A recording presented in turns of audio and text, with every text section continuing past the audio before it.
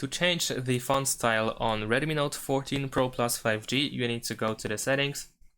In the settings, you want to scroll down a little bit and go to display and to brightness. Scroll all the way down, and here you can go to font settings.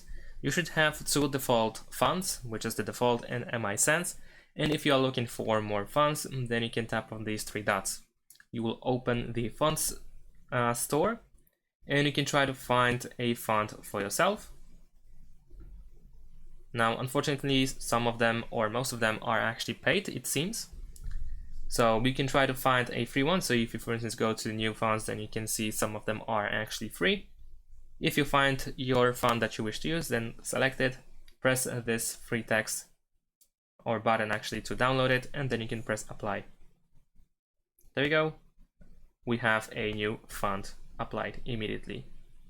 We can of course still customize it if needed, but that is pretty much it. Thanks for watching, leave a like and subscribe to my channel, and see you in my next videos. Bye!